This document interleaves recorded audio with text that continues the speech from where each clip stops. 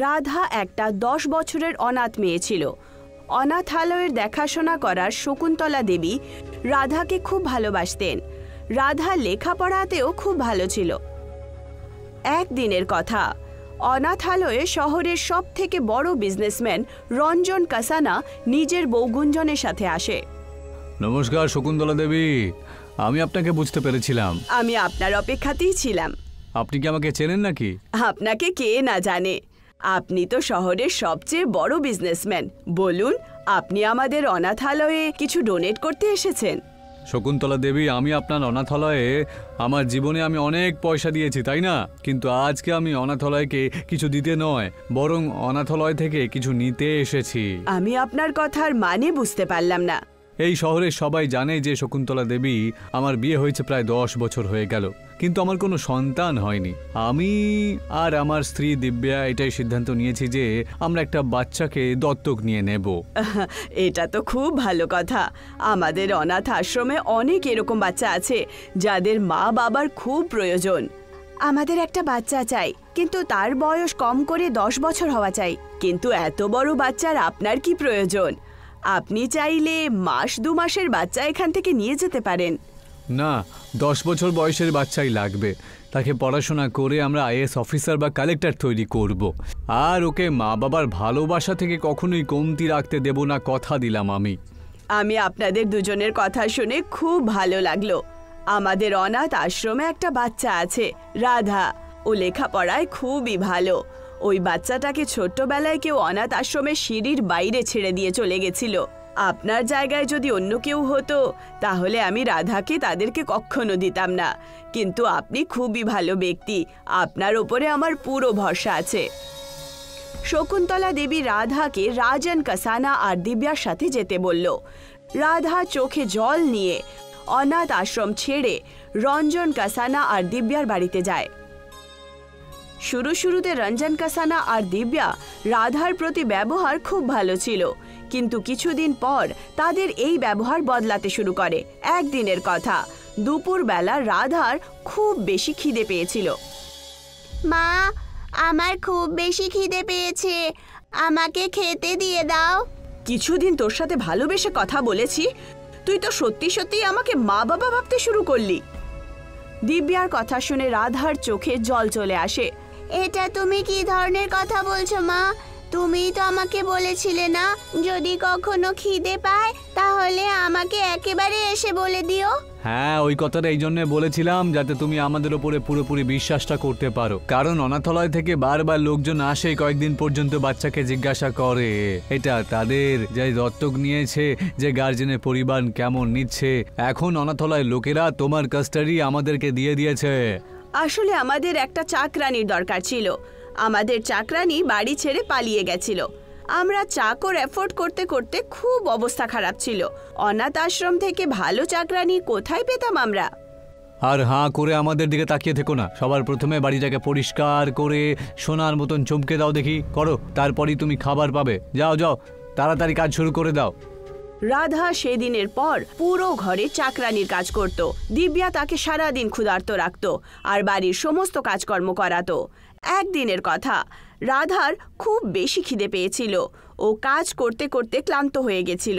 রাধা চুরি করে রান্নাঘরে গিয়ে রাধা বিচারি শুকনো রুটি খেতে শুরু করে। হঠাৎ করে ওখানে দিব্যা আসে। আচ্ছা মহারানী, এখন কথা এখান পর্যন্ত পৌঁছতে তুই চুরি করতে শুরু করেছিস? না মা, আমি তো চুরি করিনি। সকাল থেকে আমি কিচ্ছুই খাইনি। আমার মাথা ঘোরাচ্ছিল মা, সেই জন্যে আমি রান্নাঘরে এসে গেলাম। তোকে কতবার বলেছি যে আমাকে মা ডাকবি না, আর আমাকে জিজ্ঞাসা না করে তুই শুকনো রুটিতে হাত কি করে লাগালি? আমাকে ক্ষমা করে দাও মা, আজকের পর আমি এরকম একদম করব না। করবি তো তখন যখন আমি তোকে করতে দেব। এখন সোজাসুজি এখান থেকে বাইরে বেরিয়ে যা, আর আমাকে নিজের চেহারা দেখাবি না। যা, বাইরে গিয়ে ভিক্ষে যা। ভিক্ষেতে যদি কিছু রুটি পেয়ে যাস তাহলে নিজের পেট ভরে নিস। রাধা চুপচাপ নিজের রুমে গিয়ে বসে কাঁদতে শুরু করে। কাঁদতে কাঁদতে রাধার চোখ লেগে যায়। স্বপ্নে রাধা নিজেকে সমুদ্রের কিনারায় বসে থাকতে দেখে। তক্ষুনি সমুদ্র থেকে একটা সুন্দর ডলফিন চলে আসে। তুমি এইভাবে উদাস কেন বসে আছো রাধা? তোমাকে মন খারাপ করা উচিত নয়।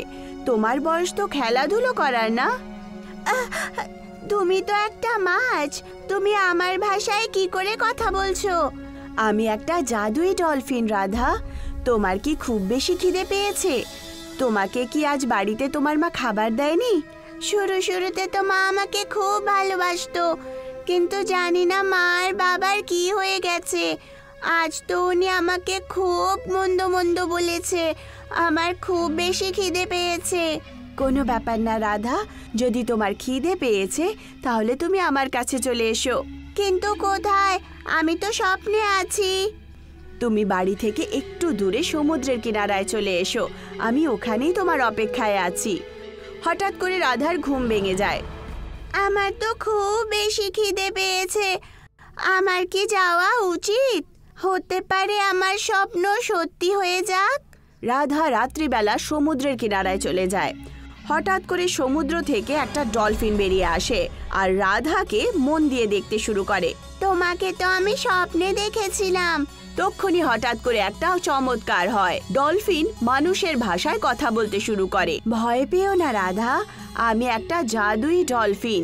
আমি তোমাকে স্বপ্নে এখানে ডেকে পাঠিয়েছি। আমার খুব বেশি খিদে পেয়েছে। চিন্তা করো না রাধা, এখন থেকে তুমি খিদে পেটে কখনো শোবে না।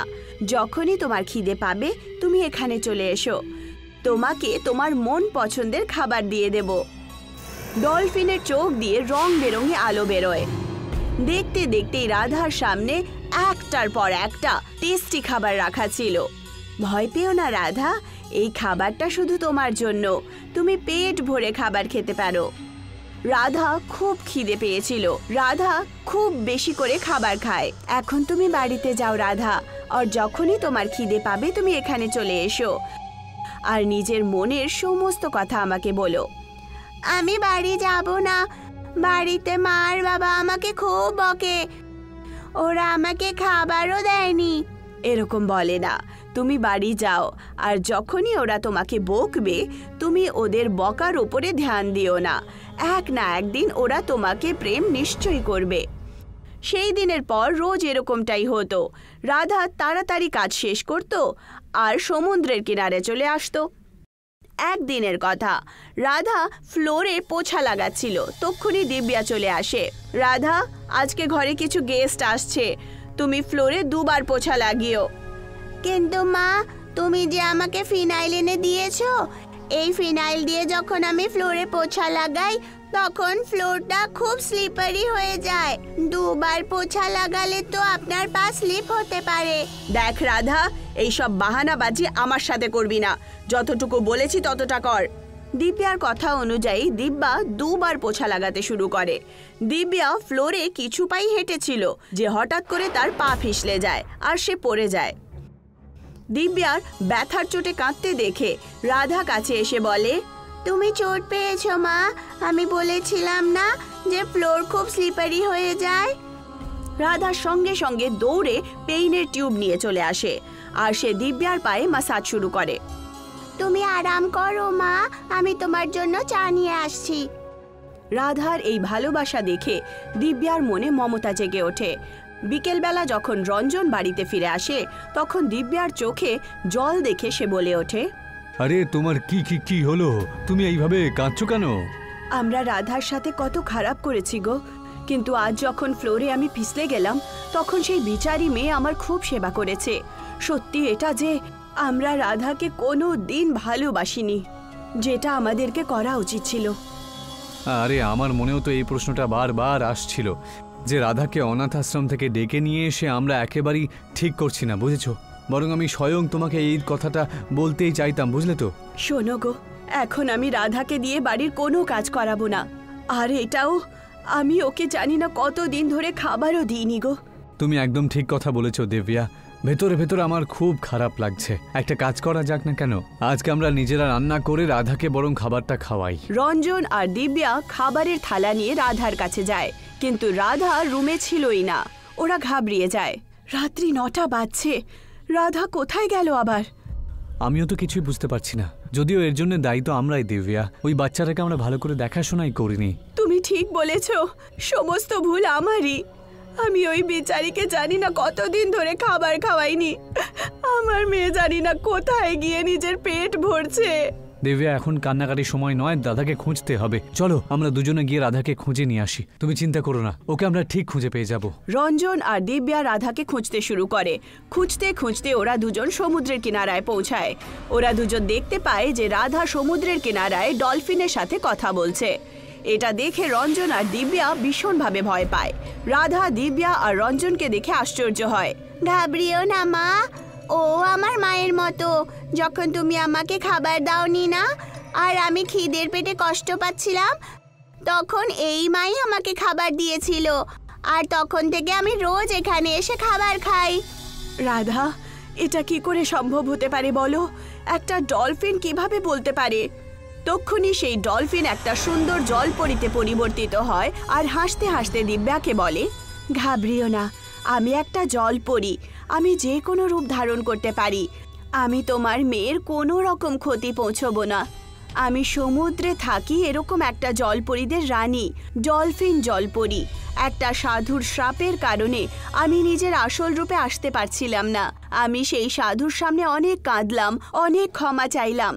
আর তখন উনি আমার শ্রাপের উপায় এটা বললেন যে যখনই কোনো অনাথ মেয়ে খিদের চোটে কষ্ট পেয়ে ঘুমিয়ে পড়বে, তখন তুমি তার স্বপ্নে এসে তাকে এখানে ডেকে নিও, তাকে খাবার খাইও, আর তাকে সব সময় নিজের মায়ের মতো ভালোবেসো। আর দেখো, আজ শ্রাপ থেকে আমি মুক্ত হলাম। কিন্তু তোমরা দুজন এই বিচারী মেয়েটার সাথে খুব খারাপ করেছো। তোমরা কোনো বাচ্চার সাথে এরকম করার কি করে অধিকার পেলে? আমাদেরকে ক্ষমা করে দিন, আমরা আমাদের ভুল বুঝতে পেরেছি। আমি আমার বর রাধার কাছে ক্ষমা চাওয়ার জন্য তার রুমে গেলাম, আর রাধাকে ওখানে না পেয়ে আমরা দুজন ওকাকে খুঁজতে খুঁজতে এখানে চলে এলাম। আমি সব জানি, কারণ আমি একটা জাদুই জলপরী। আমায় ক্ষমা করে দাও রাধা, আমি তোমার সাথে খুব খারাপ করেছি। আমি কথা দিচ্ছি, আজকের পর তোমাকে কখনো নিজের মায়ের কমটা বুঝতে পারবে না। কোনো ব্যাপার না মা, আমি তোমাকে ক্ষমা করলাম। দেখলে তোমরা দুজন, মেয়েরা এতটাই নরম স্বভাবের হয়। সব সময় একটা কথা মনে রেখো, মেয়েরাই নিজের মা বাবার সারা জীবন সাথ নেভায়। তাদেরকে চাকরানির মতো নয়, বরং রাজকুমারীর মতো রাখো। এইটুকু বলে সেই জলপরী রাধার দিকে তাকিয়ে বলে ওঠে, এখন আমার যাওয়ার সময় চলে এসেছে। রাধা, যখনই তুমি এখানে এসে মা বলে আমায় ডাকবে, আমি সঙ্গে সঙ্গে চলে আসব। এইটুকু বলে জলপরী আবার ডলফিনের রূপে পরিবর্তিত হয়ে যায় আর সমুদ্রের ভেতরে চলে যায়। সেই দিনের পর রাধা, রঞ্জন আর দিব্যার আসল মেয়ে হয়ে যায়। রাধা আজও নিজের মা ডলফিনের সাথে দেখা করতে চলে আসে। নরেন্দ্র দিল্লিতে ট্যাক্সি চালাতো। ও প্রত্যেক দিন নতুন দিল্লির স্টেশনে দাঁড়িয়ে পড়তো আর স্টেশন থেকে বেরিয়ে আসা যাত্রীদেরকে জিজ্ঞাসা করত যে ওরা কোথায় যেতে চায়। হ্যাঁ, কোথায় যাবেন আঙ্কেল? আরে আঙ্কেল হবে তোমার বাবা, আমাকে ভাই সাহেব বলো। আচ্ছা ভাই সাহেব, আপনি কোথায় যাবেন তাহলে? ঝান্ডেবালাতে যাব আমি, হনুমানজির দর্শন করতে চাই। আমি আপনাকে দর্শন করিয়ে দেব, চলুন না ট্যাক্সিতে বসুন তাহলে। নরেন্দ্রের রোজানা এই ধরনের লোকেদের সাথে পালা পড়তো। নরেন্দ্র সব কিছুই সহ্য করত। নরেন্দ্রের চেষ্টা থাকতো যে রাত্রিবেলা 9টা পর্যন্ত বাড়ি পৌঁছে যায়। আরে, এসে গেছো তুমি? না, আমি আসিনি, আমার ভূত এসেছে। দীপক আর কাঞ্চন গিয়ে ঘুমিয়ে পড়েছে? না, ওরা দুজন ভূত এখনো জেগে আছে, টিভি দেখছে। বলছিল যে তাদের আজকের হোমওয়ার্ক খুব কঠিন, সেই জন্য তোমার হেল্পের দরকার পড়বে। আরে হেল্প আবার কি, হেল্প হয় বুঝেছো? হ্যাঁ, সেই বলছিলাম। খুব ভালো হতো যদি বিয়ে করার আগে একটু মাথাটা আমি খাটিয়ে নিতাম, তাহলে আমি অন্তত পক্ষে কোনো গ্র্যাজুয়েট মেয়েকে আমি বিয়ে করতাম। এখন সারাদিন কাজও আমি করব আর ওই দুজন ভূতকে আমাকেই পড়াতে হয়, কি জ্বালা। নরেন্দ্র যখন নিজের বাচ্চাদেরকে লেখাপড়া করাতো, তখন বাচ্চারা তার কাছে অনেকগুলো প্রশ্ন জিজ্ঞাসা করত। বাবা, নানা ধরনের গাড়ির টায়ারের কালার সবসময় কালো কেন হয়? টায়ারের রং কালো এই কারণেই হয় কারণ টায়ার তৈরি করার জন্য যে পদার্থগুলো ব্যবহার করা হয় তার রং তো কালো হয়। বাবা, কিছু মেঘ কালো আর কিছু মেঘ সাদা কেন হয়? কালো মেঘের মধ্যে জল বেশি থাকে আর সূর্যের সমস্ত প্রকাশ রংগুলোকে শোষণ করে নেয়। সেই জন্য কালো দেখতে মনে হয় তাদেরকে। আর এদিকে সাদা মেঘের মধ্যে জল কম থাকে আর প্রকাশে সব রঙকে রিফ্লেক্ট করতে পারে সে, সেই জন্য তার রং সাদা হয়। আরো ভালো করে বোঝাও না। আরও ঠিক করে বুঝতে চাও? তাহলে তুমি তোমার এই প্রশ্নটাকে স্কুলের টিচারকে জিজ্ঞাসা করবে। আমি টিচার নয় বাচ্চারা, আমি শুধু ড্রাইভার। বাচ্চাদেরকে ঘুম পাড়িয়ে নরেন্দ্র খাবার খেতে বসে। সরকারি স্কুলে টিচার বাচ্চাদেরকে ভালো করে পড়ায় না। তুমি তাদের অ্যাডমিশন কিছু ভালো ইংলিশ মিডিয়াম স্কুলে করিয়ে দাও না, যেখানে প্রত্যেকটা বাচ্চার উপরে নজর দেওয়া হয়। আমি চেষ্টা করব, কিন্তু আজকাল বেশি রোজগারও তো আমার হচ্ছে না। ক্যাব অটো এত বেশি বেড়ে গেছে যে আমি ভাড়াই পাচ্ছি না সঠিকভাবে। 20 জনকে জিজ্ঞাসা করলে মাত্র একজন যাত্রী পাওয়া যায়। আমার আর বাচ্চাদের ছোলা কুলচা পছন্দ। আমিও কি বিনা বৌদির দোকানে ছোলা কুলচা বিক্রি শুরু করব? না না, দোকানও চলবে না, আর তার বোঝে ভাড়া লাগবে, সেটা আবার আলাদা। সব কিছু ব্যবস্থা আমি করে নেব। আমি আজকাল দেখছি লোকেরা ক্যাবে বেশি করে যাওয়া আসা করছে। ক্যাবে বেশি রোজগারও রয়েছে, আর যাত্রীদেরকে ডেকে ডেকে বসানোর এইসব ঝামেলাটাও তো নেই, ফোন থেকেই বুকিং হয়ে যায়। নরেন্দ্র নিজের ট্যাক্সি বিক্রি করে দেয় আর ব্যাংকে যায়। স্যার, আমি একটা কার লোনে নিতে চাইছি। তোমার কাছে কোনো লেটার রয়েছে? স্যার, আমি গত 15 বছর ধরে ট্যাক্সি চালাচ্ছি। কারের ব্যবহারটাও ট্যাক্সির মতনই করব আমি, আর সময় সময় লোন আপনাকে দিয়ে দেবো আমি। ব্যাংক তোমাকে বিশ্বাস তো করতে পারবে, আর লোনও তুমি পেয়ে যাবে, কিন্তু কিছু না কিছু কোলাটেরাল তোমাকে রাখতেই হবে। নরেন্দ্রের কাছে নিজের বাড়ি ছাড়া আর কোনো সম্পত্তি ছিল না। সে তার নিজের বাড়ির ওপরে লোন নিয়ে কার কিনে নেয়। কারের লোন যত তাড়াতাড়ি আমরা পেয়ে যাব তত তাড়াতাড়ি ভালো হবে। সেই জন্য আমি দিন রাত ছোট বড় সব রাস্তাতেই অনেক কাজ করব, আর সেই জন্য আমি যদি রাত্রে বাড়ি না আসি তাহলে তুমি চিন্তা করো না জানো। নরেন্দ্র দিন রাত ক্যাব চালাতে শুরু করে। তার উদ্দেশ্য ছিল যে 1 বছরের মধ্যেই সে নিজের বাচ্চাদের কোনো একটা ভালো স্কুলে অ্যাডমিশন করায়। সুযোগ পাওয়া মাত্রই নরেন্দ্র ক্যাবেই ঘুমানোর চেষ্টা করত। অন্যদিকে তার বাচ্চারা বাড়িতে নরেন্দ্রের অপেক্ষায় থাকত। দুজনই ছাদে বসে মেঘ দেখছিল। দেখ, ওই মেঘটা ডাইনোসরের মতো দেখতে, আর ওই মেঘটা ক্যান্ডির মতো মনে হচ্ছে। তোমরা দুজন এখানে ছাদে বসে মেঘ দেখছো, আর আমি নিচে তোমাদেরকে রাস্তায় খুঁজছিলাম। এই নাও, তোমাদের জন্য ছোলা কুলচা বানিয়েছি। আরে বাহ, ছোলা কুলচা! মা, মেঘে আমরা আকৃতি কেন দেখতে পাই? মেঘে কোনো আকৃতি হয় না বাবু। আমাদের মাথায় যেই জিনিসের ছবি ঘুরতে থাকে, আমরা মেঘে সেই ছবিটাই খুঁজতে শুরু করে দিই। অন্যদিকে দিন রাত ক্যাব চালানোর কারণে নরেন্দ্রের ঘুম পুরোই হতে পারছিল না। একদিন নরেন্দ্র রাত্রি প্রায় 1টার সময় কিছু যাত্রীকে হরিয়ানা নিয়ে যাচ্ছিল। তক্ষুনি তার ঘুম পেয়ে যায়। সামনে থেকে আসা ট্রাক ড্রাইভার নেশায় ট্রাক চালাচ্ছিল। নরেন্দ্রের কার আর ট্রাক একে অপরের সাথে ধাক্কা খায়। কারের আগের অংশটা প্রায় পুরোপুরি খারাপ হয়ে যায়। আশেপাশের লোকেরা নরেন্দ্রকে কার থেকে বাইরে বার করে হাসপাতালে পৌঁছে দেয়। প্রায় 1 বছর কাজ না করে তোমাকে থাকতে হবে। কয়েকদিন পরে তুমি হাসপাতাল থেকে ছুটি পেয়ে যাবে, কিন্তু বাড়িতেও আরাম করতে হবে তোমায়। এরকম অবস্থায় নরেন্দ্র লোন তো চোকাতে পারবে না। কিছুদিন পর ব্যাংকের লোকেরা বাড়ি পৌঁছে যায়। আমি ক্ষমা চাইছি, তোমার পরিবারও রয়েছে, কিন্তু তোমাদের বাড়ি নিলাম করা ছাড়া এই মুহূর্তে ব্যাংকের কাছে আর কোনো উপায় নেই। মা, বাবা, আমরা কোথায় যাব? ওখানেই যেখানে মেঘ যায়, দিদা দাদুর বাড়িতে। নরেন্দ্র গ্রামে নিজের শ্বশুর বাড়িতে চলে যায়। গীতা, তোমার পরিবারকে থাকার জায়গা তো দেব, কিন্তু খাবার দাবার আর বাচ্চাদের পড়াশোনার খরচ তোমাকে নিজেই বের করতে হবে। কিন্তু তুমি চিন্তা করো না দাদা, আমার পরিবার তোমার উপরে বোঝা হবে না। আমি ছোলা কুলচা বিক্রি করব, আর আমার বাচ্চারা গ্রামের সরকারি স্কুলেই পড়াশোনা করবে। গীতা গ্রামে ছোলা কুলচা বানানোর জন্য জায়গা খোঁজে। বিকেলবেলা বাড়িতে ফিরে সে নরেন্দ্রকে বলে, ওগো, আমি ছোলা কুলচা বানানোর জন্য জায়গা খুঁজেছি। এমন একটা জায়গা খোঁজো না যেখানে খুব বেশি ভিড়ভাড় থাকবে আর লোকজনের নজরে আসবে। হ্যাঁ, গ্রামে ভিকু হালুয়াইয়ের দোকান সব থেকে ভালো চলে।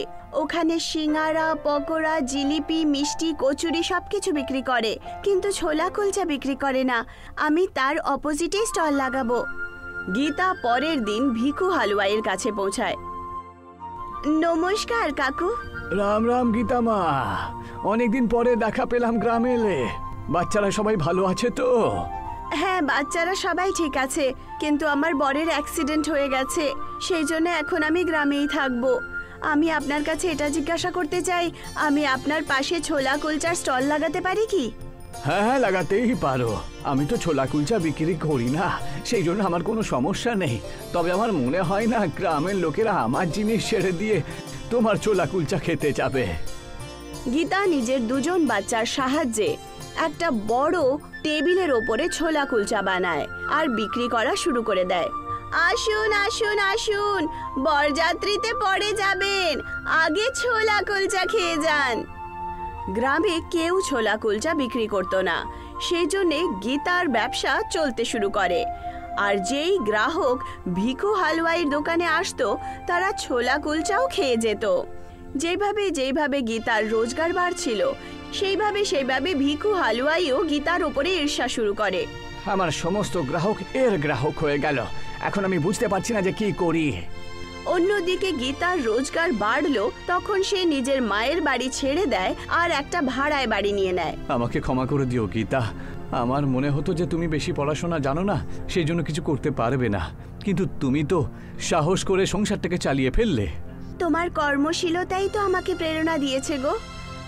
অন্যদিকে ভিখু হালুয়াই মিউনিসিপ্যালিটির অফিসে পৌঁছায়। সে অফিসে গিয়ে অফিসারকে ঘুষ দিয়ে বলে, আমার দোকানের পাশে রাস্তার ধারে গীতা নামের একজন মহিলা ছোলা কুলচা স্টল লাগায়, ওকে সরিয়ে দিতে হবে। 2-4 জন আরো দোকান সরিয়ে দিও, তাহলে গীতা যেন এটা বুঝতে না পারে যে ওর দোকানটাই বিশেষ করে সরানো হয়েছে। পরের দিন মিউনিসিপ্যালিটির অধিকারী রাস্তায় পৌঁছে যায়। দিল্লির বিখ্যাত ছোলা কুলচে। কত দাম ছোলা কুলচের? 20 টাকার প্লেট। 1 প্লেট আমাকেও খাওয়াও তো।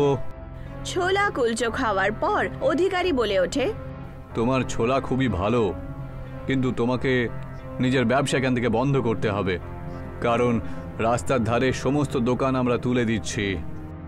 এক্ষুনি থাকুক না স্যার, যদি আমি এখান থেকে ব্যবসা সরিয়ে দিই তাহলে আমার রোজগার চলতেই পারবে না যে। তুমি ভাড়ায় অন্য দোকান নিয়ে নিও।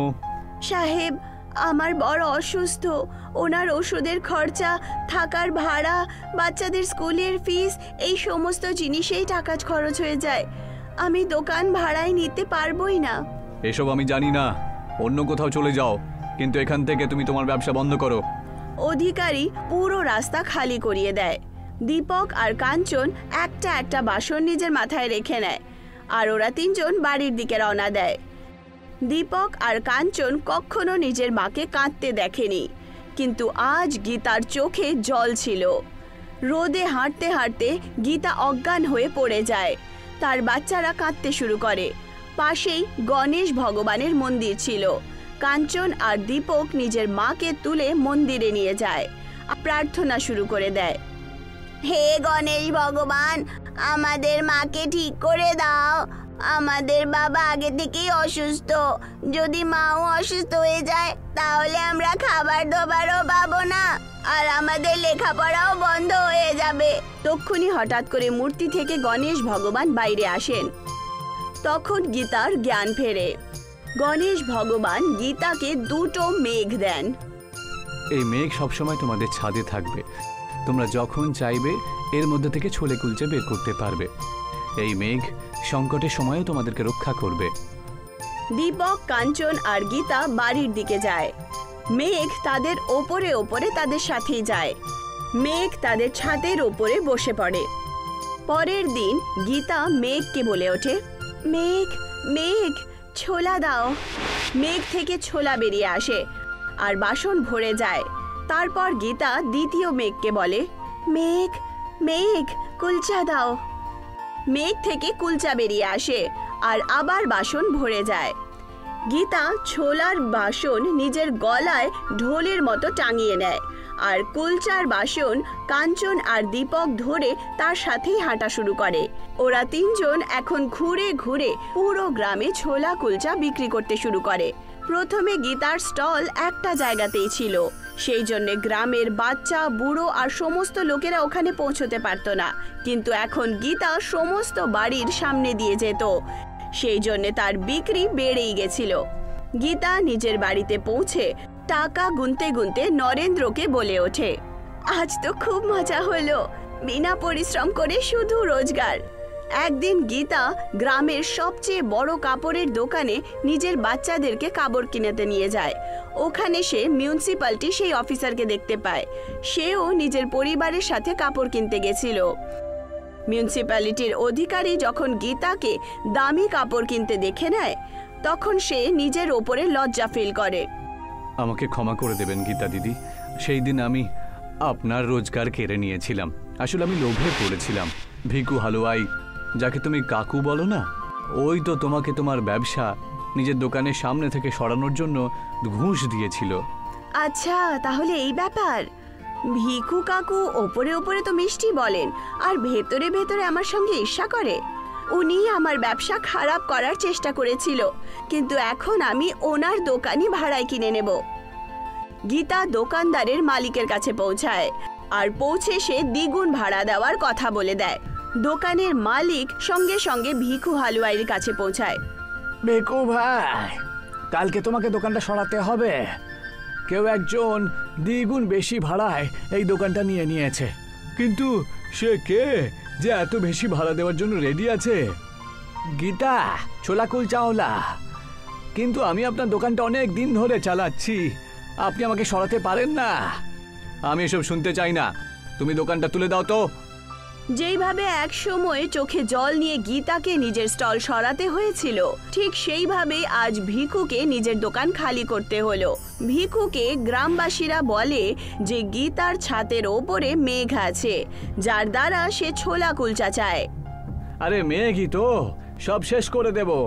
ভিকু একটা অনেক উঁচু আর শক্তিশালী ফ্যান বানিয়ে দেয়, আর মেঘ ওড়ানোর চেষ্টা শুরু করে দেয়। মেঘ অনেক দূর পর্যন্ত উড়ে যায়, কিন্তু তারপর তারা উড়ে ভিকুর মাথার উপরে আসে আর বড় বড় বরফ বর্ষাতে শুরু করে। ভিকু দৌড়ে দৌড়ে পালাচ্ছিল, কিন্তু তার মাথার ওপরে বরফের বৃষ্টি শুরু হয়ে যায়। ওরে বাবা গো, আমায় কেউ বাঁচাও, কে আছো বাঁচাও। গীতা মা, আমাকে বাঁচাও, তোমার কাছে হাত জড়ো করছি আমি, আর আমি এমন কখনো ক্ষতি করব না তোমার। তখন গীতা মেঘেদের বলল, মেঘ, ছাদে ফেরত চলে এসো। মেঘ নিজের জায়গায় ফেরত চলে আসে, আর তখন ভিকুর প্রাণ বেঁচে যায়।